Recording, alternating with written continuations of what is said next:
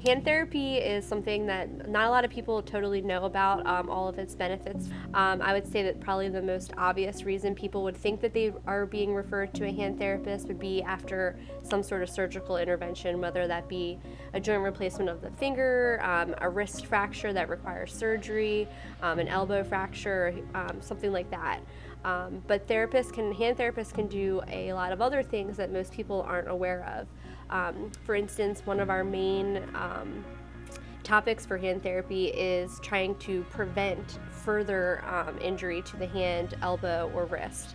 And as a hand therapist, we are trained to kind of talk to the patient about what they're doing on an everyday basis, what their hobbies are, to try to develop a plan. If someone comes in the earlier stages of arthritis, sometimes we can give them joint protection techniques, exercises, stretches that will help them, maybe prolong any sort of medical intervention that's needed.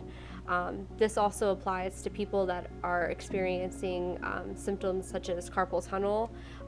If you have numbness and tingling in your fingers, pain in your wrist, sometimes that's keeping you up at night. That's typically a sign of, carpal tunnel. And you could, go see your, orthopedic doctor, your primary care doctor, kind of talk to them about your symptoms, and they might refer you to a hand therapist. If that's the case, we would then also look at what you're doing on a daily basis, help you avoid anything that's, overly strenuous on your hand. And then we can also look at your overall outlook, because we can do assessments on your range of motion and your strength, and even some of your sensation. And if therapy isn't right for you, we can tell you that you might need to go back to your doctor. Usually the first visit of hand therapy is just kind of a general assessment. We'll take your range of motion, your strength, we'll assess your pain, your swelling, all that kind of stuff.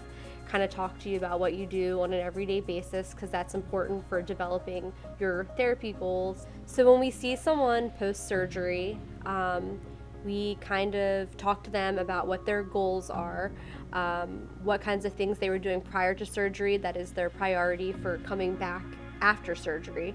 Whether that be just as simple as being able to address the envelope or, get back to playing a sport.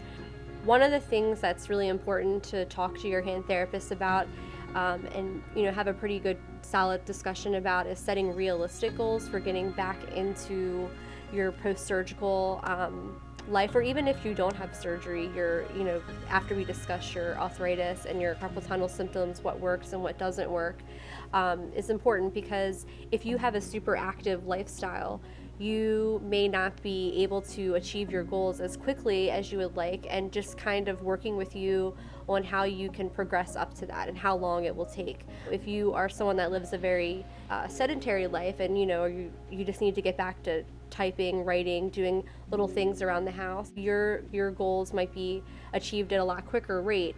It doesn't mean that you are better or worse at achieving your goals. It's just that everyone is different. And I think one of the benefits of working one-on-one with a hand therapist is determining, the best course of action for you.